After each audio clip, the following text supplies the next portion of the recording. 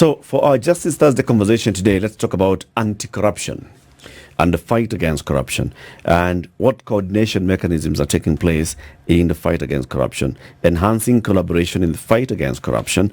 The Honorable Zipporah Gichana is the Principal Magistrate in the Anti-Corruption Court in Milimani, Nairobi. Good morning, Magistrate. Your Honor, how are you?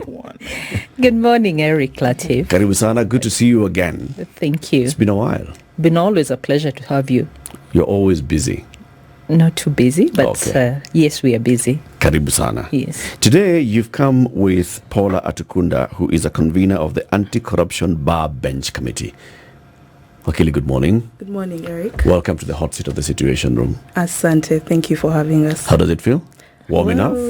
It's warm. It's cool, actually. It's Yeah. a cool morning. So Very good. So, Siti is not here.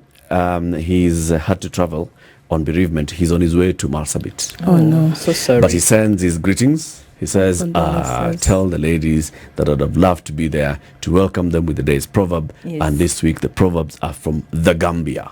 Oh, that it's a small country near the Atlantic. Yes. Banjul Tell is us the more. capital city.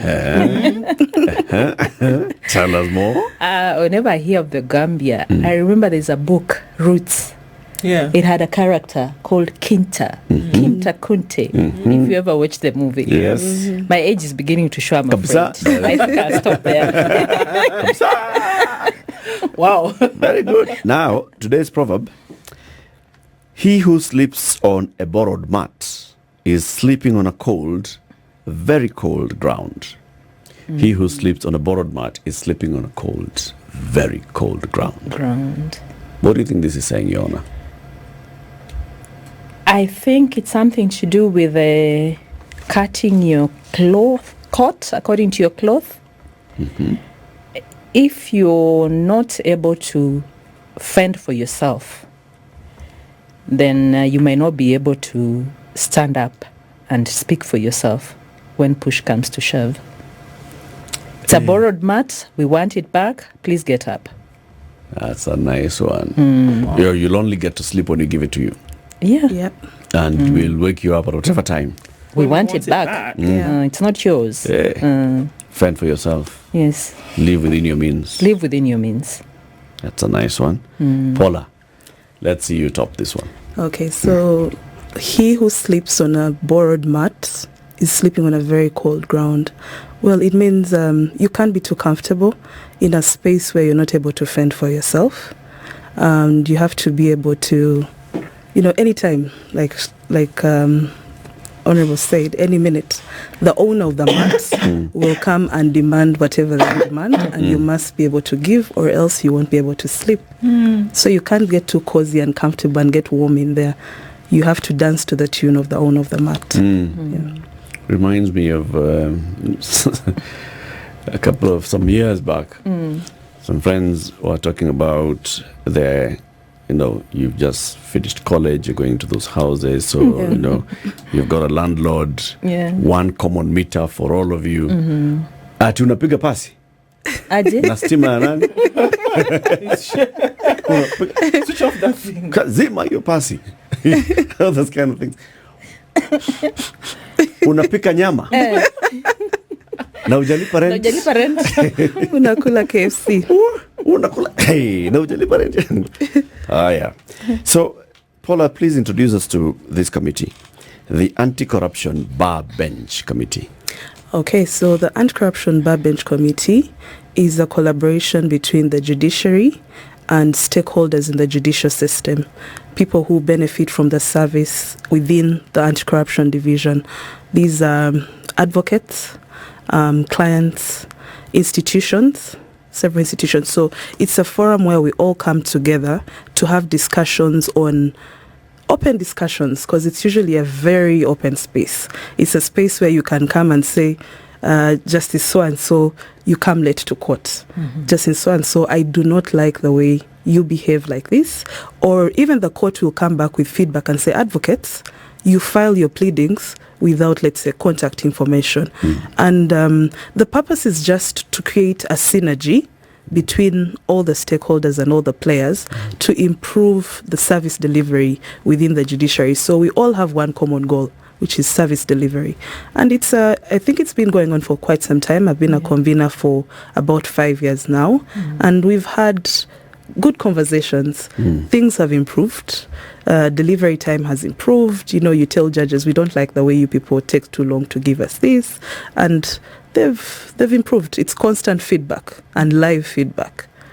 Okay, but why is it really important to have this committee? Well, it comes from what was there before. Previously, we had different people. You have the bench that sits on its own and makes its decisions without consulting the people that consume the service, who are the advocates, who are the clients, who are the institutions like the DPP, ARA, the AG's office. And now you have these people consuming the service also behaving as if there's a fight between them and the bench. So it just came in to foster a calm, open environment where, some solutions come with just talking. If we say we need this, especially when things have changed. I'll give an example when we had a change during COVID, when we had to adopt to the e-filing and IT system. There were a lot of teething problems. So this is a service that the judiciary has adopted, and the consumers, the best way to get feedback is through the bar bench committee, because there is no bad blood. You can say anything you want, and it's a good space. Yeah. What does it provide? So there's a relationship, obviously, that is then fixed, essentially, between bar and bench. Is that what we're saying? Yes. Okay. What does it then provide in terms of now services of an outward nature? Because it's external folks who come into this space to seek help. What does a fixed relationship, essentially, with this committee then provide for the external players, me's, the you's, then who come into the system thereafter? Okay, so, because of the feedback that comes through, especially the bench and the bar also, because we are the ones who interact with the external persons, you're able then to give feedback to the bench, the people, and the administration, by the way, because this also involves registry staff, it involves the court staff, everyone who has anything to do in that division. So when we get this feedback from, let's say, our external people who are clients, or the way we've interacted with the system as it is, it improves it for them. At the end of the day, the service that we get is for the external people, not really for the advocates, really. Right. Yeah. Okay. So is it like a court users committee? Yes. Or what's the difference It's a between component. this? Yeah, it's a component. How different is it, Your Honor? For the court users committee, we have all the players in the justice sector. Okay. For the bar bench, it's exactly that, the bar and the bench. The bar is made up of the advocates, and these advocates are not just in the LSK only, they are represented in different institutions. Okay. We have advocates in the office of the the Director of DPP. Prosecution Council, public prosecutions. We also have advocates in all these other organizations, Assets Recovery Agency. So these are particularly court officers, but wearing different hats. Okay. And so when we have this feedback loop, the feedback loop really what it's supposed to do, there are many documents. For instance, the court generates orders. We have documents that we have processes, processing bail, processing bond, processing cash bill returns and things like that.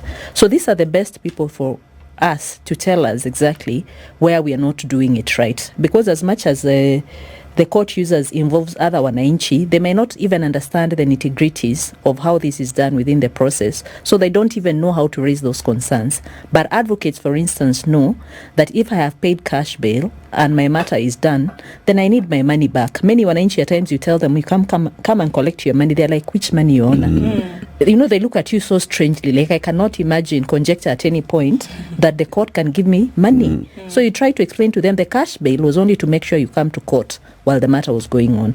So they may not be able to give us very good feedback, and not to talk down to them, but you need at times an officer who understands what the court process is, so they can challenge it and say, we expect better of this. We know the law has provided something more, Yeah. and we know that you can deliver something better. Okay. And likewise for them, we also tell them, look, counsel, if you're not going to be having the matter continue, if you're going to be adjourning it, perhaps you need to speak to the office of the Director of Public Prosecutions ahead of time, so they don't bond their witnesses. So they have a forum in which they communicate, either through email. They may not, of course, get the adjournment just by having that discussion. But when you give the other party advance notice, it helps them also in their decision making as to what to do. So eventually when they get to court, it makes for an easier court time. The objections, the arguments are not at that level where it looks like it's almost acrimonious. Okay. That is my take of it. So I see a benefit in improving efficiency Yes. of the processes Yes. within the anti-corruption courts. Does it improve the access to justice? It does. In corruption, many of the times it will be the state, because the taxpayers have been defrauded, Yes. and that's what the prosecutor is coming to say in court. And then there's somebody who says, absolutely no way, I am as clean as white as snow. Does it enhance the speedy delivery of justice? And can you demonstrate how? Paula. Thank you.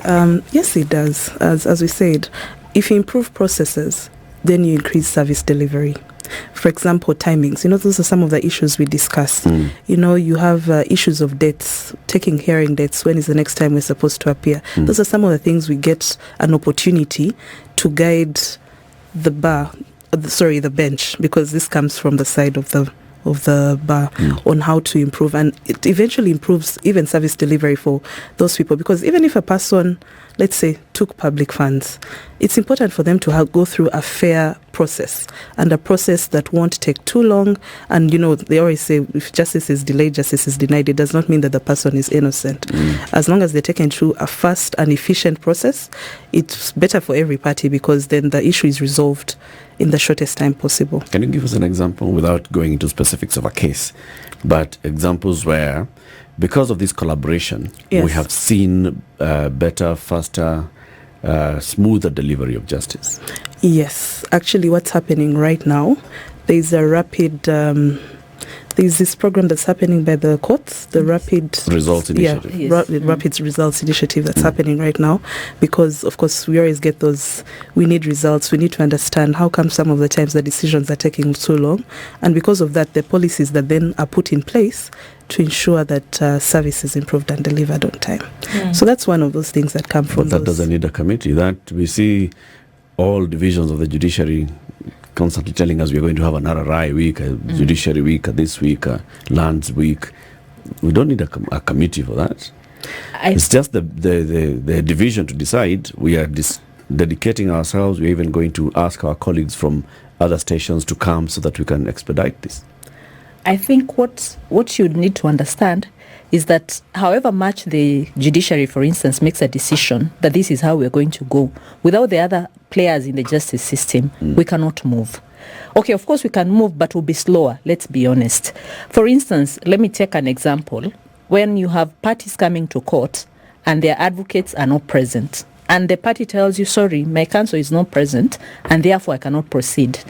As much as you'd want to proceed as a court, you find that the system might not be very fair on such a client.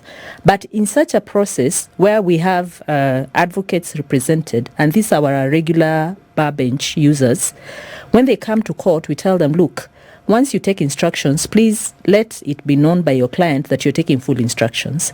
And if your client intends to fire you from record, the date for the hearing is not the date for you to do that. Let it be clear to them that if they fire you on the date for hearing, then they'll be on their own. Because ideally, the court should give them time to go and hire another advocate. But as much as we give them time, once they understand that, you realize this I call them at times, I think they're just ways to pull back. So you find that reduces because the messaging is clear from the both of us, from both the bench and the bar as well. They understand that if there are going to be changes between my client and I, then the date for hearing is not the date to bring those issues up. we are supposed to bring them maybe a day before. That means on that date for hearing, we'll be able to proceed, because even if Paula is no longer on record, the other advocate has already come on record, and when we come to court, the matter is proceeding. We are not finding one more reason for the matter not to proceed. So that, in my mind, is an immediate gain, a very immediate gain. When we talk of communication through this bar bench, we had communication channels that would have to wait for the parties to come to court, for the court to tell them, for instance, that we'll not be sitting next week. Now, because we have this, we are able to communicate. We understand that when a court, for instance, reaches out to an advocate, it is not because we want to circumvent or subvert the course of justice. Okay. It is that this is an office of the court, and these communication channels have to be kept open at all times. I'm curious as to how far this permeates a culture that has been there for a very long time. By this I mean, if we're looking at corruption cases, which is what we're looking at specifically, Yes. it has appeared as though it has been the culture to delay as much as possible. That's why there's public outcry about how come we don't see the results of some of these cases, etc., etc. And it has been said that members of the bar have used delay tactics quite often to prolong things. The process. And that has been a culture, right? Yes. So how far then does this open that up across board so that there's understanding across board to say, guys, what we're trying to do actually here is to not delay and then by virtue deny justice. With the rapid results program and with the understanding that you say there is now between bar and bench, will that go as far as needed to break that culture? Okay, I guess that would be mine. Yes. Now, what I hear is the roots of where all this started. If you look at our criminal justice system, it's an adversarial system where parties are fighting. It seemed to be that, you have a prosecutor who is going to go and fight against the defense counsel, and the defense counsel is going to then go and fight with the prosecution and fight with the court. So what the bar bench did was bring all these adversarial parties together and sit on a desk and say, listen, we need to improve this. Because if you're fighting, it doesn't help. What came from that is now the court sort of brought itself, the court is seen as, in the public eye, it's this thing that is up there in heaven. Both of you are there and you are at its mercy. If you're able to have that open communication, identify the challenges there.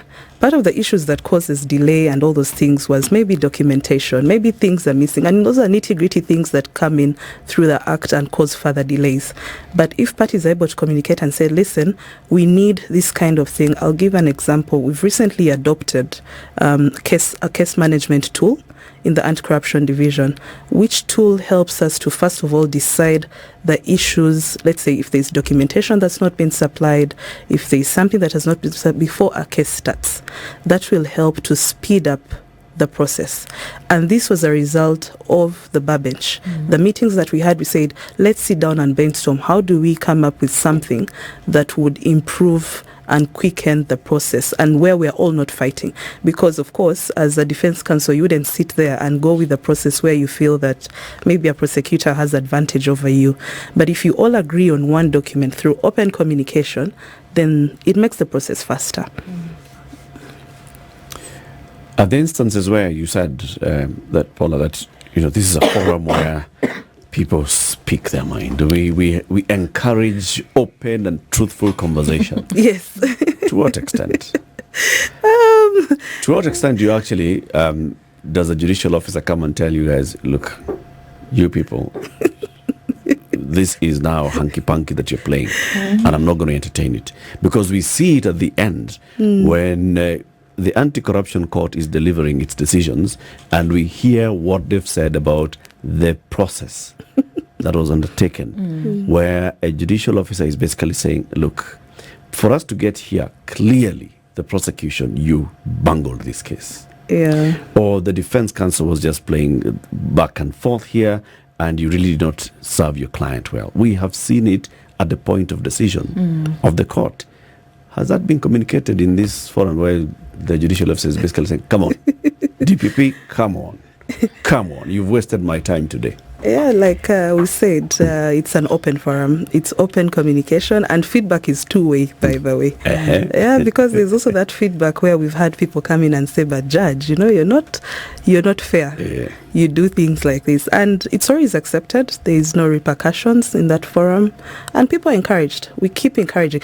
Actually, another thing we've done is before we have these meetings, for those who are afraid to speak, we usually send out notices with sort of like a queue. You can send in any complaint and it will be raised on the platform. So that's just to increase and enhance the openness. So it's there. And perhaps just to state, it is not about the decisional issues of the court. It's just processes. The processes. Yeah. The processes are just as important to get to the right end. And I have seen change. In the last 1 year, we've had 19 matters finalized. Now, in anti-corruption, those are many matters because you have one witness perhaps who could come and testify for 2 months, and that is examination in chief. Then you need to go to cross-examination. So if we are talking of 19 matters in 1 month, that's about an average of 1.5 matters every month. That is big in the anti-corruption circles. Remember also, our matters are not too many, but they are bulky and they are heavy and they are old. Many of our matters are 2010 matters, corruption matters that happened in the 2007. So you're talking of retirees as witnesses, and it's normally a very interesting thing when you finalize a matter. You actually feel quite relieved. We are talking about enhancing collaboration in the fight against corruption. What is happening in the courts? There is a committee. It's called the Bar Bench Committee. It brings together the judicial officers, judges, magistrates. It brings in the advocates. It brings in the institutions, the Office of the Director of Public Prosecutions, the Asset Recovery. Is it agency or authority? Yes, agency. Agency. It's agency, not authority. No. It's agency. That one, the Asset Recovery Agency. We also have, of course, the State Law Office, the Office of the Attorney General is involved here, and the others that play here, and also clients who have their matters in court. All those together, they have a forum where they are communicating and trying to say, let's enhance the speedy delivery of justice. And the judiciary, which is accused as being the bottleneck in the fight against corruption. Of course, the judiciary always fights back and says, come on, we are dealing with what is before us. And everybody else is like, but we take these matters before them. And then who has been jailed? Give me one. That has been convicted and sentenced. And jailed over corruption. And of course, we always say sometimes it's unfair to just heap the blame on the judiciary and not looking at the successes in the judiciary. And let's focus on the successes. One of them is this committee. And just from hearing from the convener, Advocate Paula Atukunda, on what the committee does, bringing together all the parties and saying, let's all work together towards enhancing this. And then hearing from one of the members, the Honorable Zipporah, Gichana, who's a principal magistrate in the anti-corruption court, then you can say, there's actually, people actually work on these things. But they're long, like you said, Honorable Gichana. These are cases that were filed over 10 years ago. Even when the EACC comes here and they're giving us their success rate, they tell us, this is a matter that has taken 11 years in court. It has taken 10 years in court. Yes. Others are still going on 12, 13 years. A matter that was taken to court last year, don't be in a hurry. Why should it take this long? I'm sure the processes notwithstanding, what else makes these cases take so long? By the way, I think we need to state that a lot of these matters, when I say they were brought, it's not that they were brought in 2010. Maybe the crimes happened 10 years ago. Right. What does that mean? Witnesses, memory attrition. Even tracing the witnesses is quite a long walk. Because many of them perhaps were civil servants, they are no longer in service. They were working for institutions, they are no longer in those institutions. So already the process of investigations has taken so long. In the court now, I think possibly one of our oldest matters is a 2010 matter. That one was filed in 2010. But the interesting bit is that hearing effectively started in 2018. I will not be mentioning names, it's still a live matter. Sure. But hearing essentially started in 2018. For the period between when it was filed and when the matter eventually started, we started hearing now as the main case, there were so many applications back and forth, all the way to the High Court, Court of Appeal, testing the system, raising very good issues, legal issues, and saying that I should not be taken through this process, it's unfair, it's this and the other. So there are processes that at times there's nothing to do about it, but that is the whole idea of process. You trust the process, it will get you eventually to where you want to be. Is it as quick as you'd want it for it to be? No, it is not. I think at times I take it as treatment. You see a doctor, he gives you pills, he gives you medicine, he gives you a course of action to follow, but you have to be patient. You have to be patient, and eventually healing will come when it comes. You cannot, there are not processes at times that you can push. Now we have turnaround times that are a bit better because of some of these measures we have taken. And like I said, last year, in the last one year, we have finalized 19 matters. These are, a good number of these matters are fairly new, are fairly young in the system. When I say new, I don't mean because we have matters of 2017. In fact, these matters that we have finalized, the oldest seemingly is a 2013 matter, but many of them are 2015, 2017, 2020, 2019. By finalized, are we talking about delivery? Yes, of judgment? delivery of judgment. Okay. Delivery judgment, either acquittal or either convictions. But it is an interesting turnaround time, in my view, because as you can see, in the last 1 year, we have had very fresh matters finalized. 3-year-old. For the judiciary, 3-year-old is plus 3 years is what counts as backlog. Is there, or has, and how has it been dealt with, if there is frustration between some of the things that we've seen? Granted that there would be, a state representation whereby the threshold has not been met, and the court, through a judicial officer, will say, come on, guys, you need to be able to bring me something better than this for me to be able to deal with. We've seen some of those cases most recently whereby there's been frustration on the part of the judicial officer to say, we can't continue to operate like this. Would such then be matters arising in this particular committee where we're saying, okay, let's have the understanding that before we walk into the four walls of a courtroom, that everybody is prepared? Because it would seem to me that that would be one of the things that would delay this process, whereby not enough, or rather the threshold for evidence has not been met. Witnesses don't turn up. Whomever is sick today doesn't come tomorrow, and that has direct impact on what will happen with the case. Are such things then broached between the bar and the bench to then make sure that we actually get on with this thing and move faster? Well, some of those things that maybe you talk about, the way a party conducts his case is really up to them. There's a threshold that is guided by law that needs to be met, and in that position, the judicial officer is an independent arbiter. There's not much they can do, because the person who has their case conducts it in the manner that they need to do. However, when it comes to process issues, strictly process issues, where perhaps maybe, you have, let's say, an investigating officer is not able to bond his witnesses or has not been able to bring their witnesses, such issues can be brought to the forum that we have. And we have that conversation, because even them, you can castigate someone without understanding where they're coming from. So then they would give you feedback. They would say, listen, I had my witnesses at this point. However, perhaps this witness traveled to Isiolo. I'm not able to get them. I'm not in contact with them. And because of that, then the court we come to a middle ground and understand what is happening here. Do we need to issue notices on time? Or maybe the witness has, let's say, refused to come and testify. Some of them, when they retire, they leave. They move on, go back to their villages, and they want nothing to do with any of these things. So those are some of the things that help all parties understand what is actually happening with the process and why aren't things moving in that space, Sometimes coming from the prosecution side, and we recently had a conversation with the Director of Public Prosecutions, Renson Ingonga, and we were questioning the decision to charge and how they arrive at it. Because you will find that the prosecutor is taking 10 accused persons to court over one case, each of them facing 4 or 5 judges. And we even reminded the DPP of Chief Justice Emeritus David Maraga saying, look, when you bring 11 people with 11 charges each, how long will it take for us to just take the pleas from this?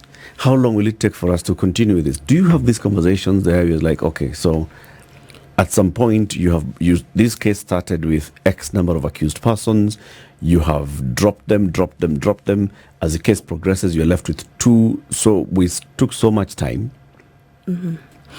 Well, the decision to charge is an independent decision that lies with the office of the DPP. They have a threshold, they have a policy that guides that decision and why they choose to bring a certain number. You know, anti-corruption cases are very complex. It's difficult to find an anti-corruption case where there's one person, unless you're talking about a bribery claim. That's easy. But you're talking about a system that deals with probably procurement. It comes from there, it goes into accounts. It comes from there, it goes into the contractor. So there's usually a chain of all these people. So the DPP has to meet the threshold under their policy, the evidence tests. They have so many loopholes that they go through before they make that decision. It's a painful one, I guess, and but sometimes it happens. It just has to be that way because of the nature of anti-corruption cases in themselves. It's not usually 1 or 2 people that are involved or accused of doing something. But maybe starting from that premise, that's where we go wrong. Because you're like, okay, I've got to take several people to court. And then at some point, the prosecutor will realize that what I thought I had against this accused person is actually not strong enough to sustain this case to what I'm seeking, which is a conviction. So I drop these cases as we go on. Is that not frustrating, Honorable Gichana? Actually, what I'd want to say is we are all learning from the process. And I can tell you through the National Council for Administration of Justice, some of these conversations have been had. Some of them have actually, like you have rightly stated, have already been subject to judicial pronouncements. How many accused persons is an ideal matter. Of course, we don't state it in absolute terms, but we say perhaps with a number like this looks, and some of them are actually judicial pronouncements from very high up. And so we have seen changes. And if we're also honest, we will also say that there has been improvement. So I believe that we are constantly also learning in the process. And there has been improvement. But as Paula has already stated, there is a process to this. There is a process. It is not a random decision to charge by the Office of the Director of Public Prosecutions. It's a well thought out process. And eventually, of course, we all learn from what we experience, and changes are made as are deemed necessary. So there is improvement. Yeah, I can understand that. And I also see then, and again, like we saw, I think for the first time, or first time publicly, we did then see the apparent frustration that came from a judicial officer when it was said, again, we cannot continue to have something like this where you take us through the process and then bring us back to as though nothing was done. So it wastes the time of the court. It wastes the time of everybody who's involved in that process. So then I guess we come back to that place where we ask, is there really something that can be done? Like you said, you could have planned all of this, right? And at the end of the day, you can't find a witness. Or somebody is unwell on that day. Or somebody recants their testimony.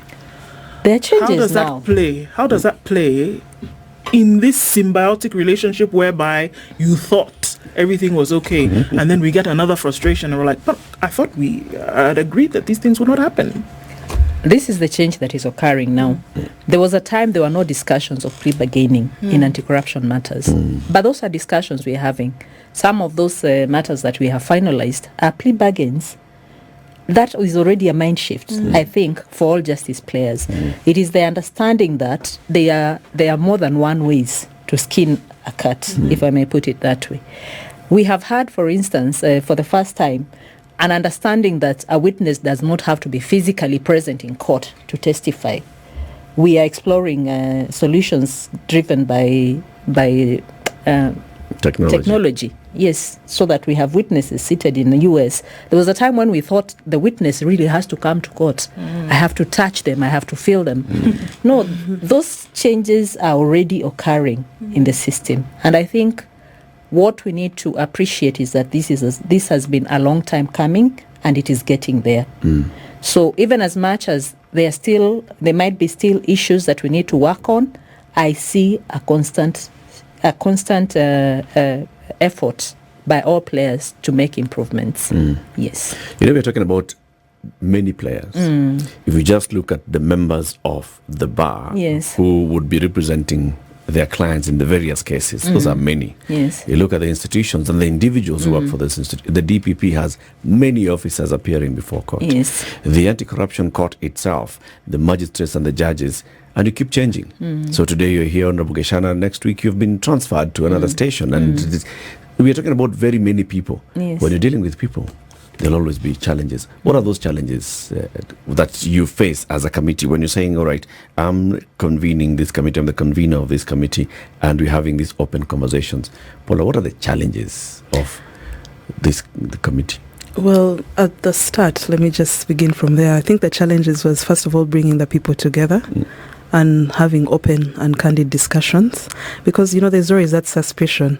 I don't think you can put a defense counsel and a prosecutor in the same room and there's no tension or suspension on the table. There'll always be that. But trying to foster a bit of harmony has been something that's ongoing, because some people still suspect the process, others are not open to have those discussions, and they would rather go through the usual adversarial system where we fight each other, which doesn't help any of us at the end of the day. But those are some of the challenges, I think. But I would want to feel that we've come of age, and a lot has improved, to be honest. We used to have, from personal experience, and the issue you brought up earlier, we've started having a bit of a longer pre-trial process where we sit down as all parties on leveled ground and decide what are the issues that are lying here. Do you have all the documents? Confirm. Previously, when that communication was not there, it was easy for me to keep quiet and wait to come to court on the date of hearing and say, no, I don't have this. Out of my heart. Yeah, I pull something under my seat, but then these discussions have helped us, and through the bar bench, that's why I talked about this Order 11 document that we decided to adopt. It's a checklist, and there's cooperation from everyone. Actually, everyone is going through it, seeing what is there, because if you don't put it there, then the matter will still proceed, with or without.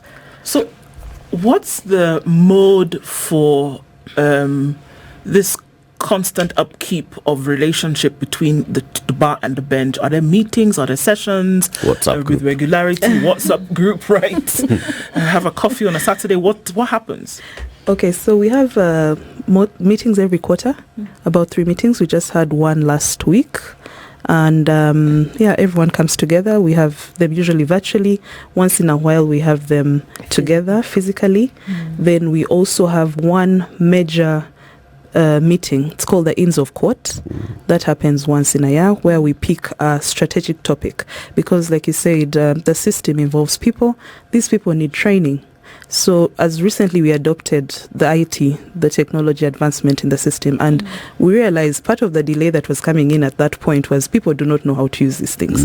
You tell someone file online, someone comes on virtual court, they're putting their nose into the camera, they can't. So we've had even the judiciary bring in people to train, even advocates, on how to use these systems, train people how to upload your documents.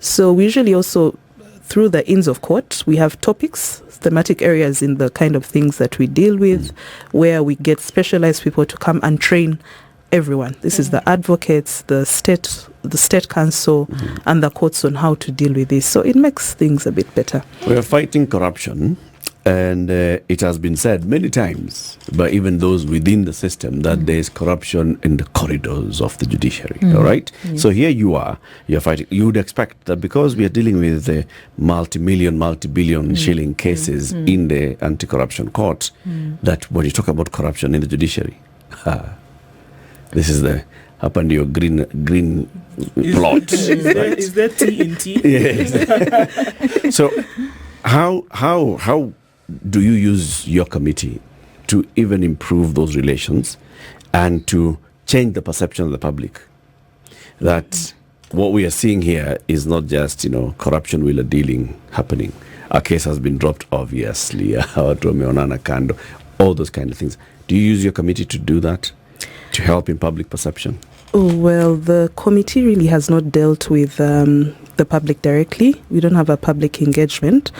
However, the results that come out of there probably are what then reflects to the public and improves perception of all players, because much as they may say there's corruption in the corridors and it's the judiciary, usually when they see advocates, especially us who practice in those corridors, you're usually labeled as the cartels. Yeah. You're the ones You're the enablers. You're the enablers. You're the ones You're who the bag carriers.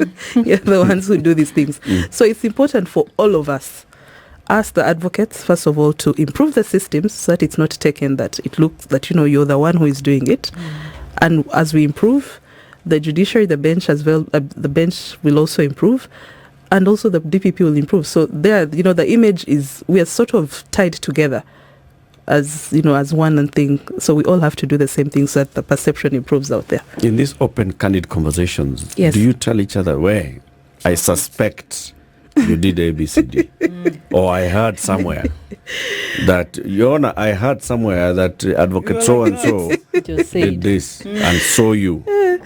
I've actually had an experience with one advocate who came in and he was so angry. And he was very angry. He had a personal experience and we gave him space to vent. He spoke, the judicial officer was there, she listened and also gave her side of the story, and I believe it sorted that. And that is it. That is actually the forum. You must come and speak of a practical experience from heart. There is no, But also, okay, please go ahead. Just to state, we are alive to these issues. Within the anti-corruption court, both the lower division and both the magistrates courts and the high court, we have actually come up with a tool. We call it the CRAMP. It is the Corruption Risk Assessment Matrix, and it is a tool that we try to map out areas which we think are danger zones, if I may put it that way. What are our weak points? Between this process and this process, this could be a weak point. So we have also put champions in those areas. Some of those champions are in the CUC. Now the bar bench is a subcommittee of the CUC.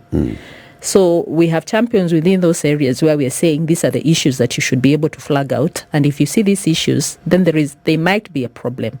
So it is not, there are things we are alive to, and we are aware, and we are taking measures. And these measures that we take, some of them, though internal, are extended. The benefits are extended to our external customers. So we are discussing those issues very candidly within the system, even if not at the bar bench, but within the system we are discussing those issues very candidly. It's important to address the public perception. And I know you said you don't have a public-facing engagement at all, but part of the things that you're doing, probably just consider how does this impact the perception of the members of this committee in the public, because it's we know if there's corruption in the court, if a judge has been bribed, who approached the judge? Yes. It was a lawyer. If an advocate approached the judge, or if an advocate approached the DPP and the DPP dropped, the officer in the DPP found something, Your Honor, I can't find my witnesses and this and the other. It's the same. These guys, the members of this committee, would be the ones who are accused. Yes. You have to address it. Yes. I believe that's something we can look at, because initially we've just dealt in-house with the members of the bar and the members of the bench. So it's something we could actually look at, to look at the public perception, because, like they say, bad news sells, and every time something is hot in our division, it really sells. So I think addressing it has been through trying to improve service and trying to make things work so that people see results, rather than, talking about things that are not actually on the ground. Well, by being here, Paula, you've started addressing it. Thank you. Yes. Thank you for having us. Yes. Thank you for joining us. Paula Atukunda. Tomorrow, Yes. we have our open day. Yep. We have the anti-corruption court open day tomorrow, and we're inviting not just members of the bench, we're inviting all players, we are inviting Wananchi. We'll do a march from our courts at Forodha House all the way into town. We'll come back from around 10:30. We'll stable there, and we'll be receiving views from the members of the public. We'll be receiving feedback and even those issues. Remember also we have our channels through which you can channel all complaints. We have the Judiciary Ombudsman, and please feel free to explore these options if things are not working. Asante sana. The Honorable Zipporah Gichana, Principal Magistrate in the Anti-Corruption Court, and Paula Atukunda, an advocate of the High Court and convener of the Anti-Corruption Bar Bench Committee. That has been our Justice Thursday conversation. This is the Situation Room, the only way to start your day.